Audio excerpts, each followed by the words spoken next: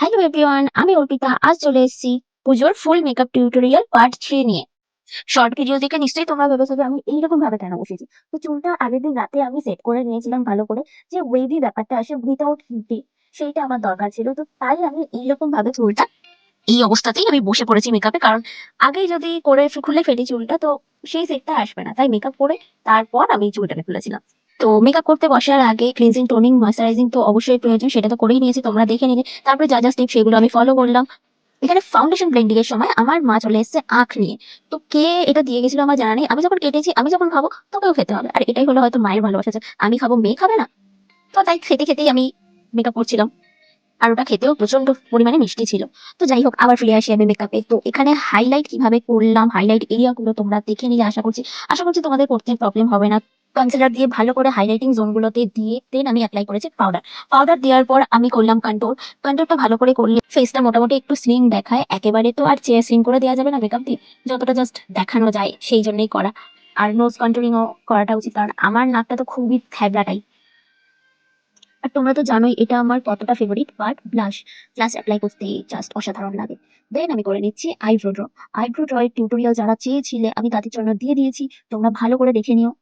Eyebrow draw এর পর দিয়ে দিলাম এই পাউডারটা। এটা ট্রান্সলুসেন্ট পাউডার। এটা দেওয়ার কারণ হলো যাতে আই শ্যাডোর যে গুঁড়ো জিনিসগুলো সেগুলো যাতে কম পড়ে আর উঠে যায়, না হলে মেকআপের সাথে বসে যায় সেগুলো। আর আই শ্যাডো দেওয়ার সময় আমি কি কি কালার কিভাবে কোথায় দিয়েছি সেটা তো অবশ্যই এখানে দেওয়া আছে, তোমরা ভালো করে দেখে নিও।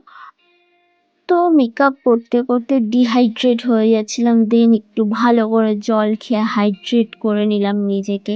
তারপরে একটা কাজল দিয়ে ভালো করে চোখের তলায় দিয়ে, তারপর আইলাইনার দিয়ে সেটাকে টানা টানা একটু করে দিলাম। এই কাজলটা দিতে তো ভালোই লাগে, বাট আমার চোখে কখনো এই কাজলগুলো থাকে না। তোমরা আমাকে পারলে সাজেস্ট করো তো কি কাজল দিলে আমার চোখে স্টে করবে। আমার চোখে তো কোনো কাজলই ধরে না। তো আমি লাস্ট পর্যন্ত কি কাজল দেবো, তোমরা পারলে কেউ আমাকে সাজেস্ট করো। একে তো আমার চোখগুলো ছোট ছোট, তাই টানা টানা কাজল দিয়ে যদি একটু বড় লাগে, তো তোমরাই বলো এখানে বড় কি লাগছে। এবার এলো লিপস্টিক দেওয়ার পর্ব। লিপস্টিকটা আমি ভালো করে ড্র করে নিলাম লিপ লাইনার দিয়ে। তারপর দিলাম লিপস্টিক। এই রেড লিপস্টিকটা এই লুকটার সাথে অন্তত খুবই ভালো ভালো যাচ্ছিল। সাধারণত রেড লিপস্টিক অতটাও করি না, বাট এই লুকটার সাথে জাস্ট অসাধারণ লাগছিল। আমি এই শাড়িটার সাথে। এখানে তোমাদের আমি একটা জিনিস দেখাতেই ভুলে গেছি, আর সেটা হলো আইল্যাশ। আইল্যাশ কিভাবে করেছিলাম সেটা আমি ক্যাপচার করতেই ভুলে গেছি। সবকিছু হয়ে যাওয়ার পর আমি দেখছি ক্যামেরাই অন নেই। তো কি করবো বলো, কিছু করার নেই। তো আইল্যাশ না পড়লে আমাকে কেমন লাগে আর আইল্যাশ পড়লে কেমন লাগে জানি।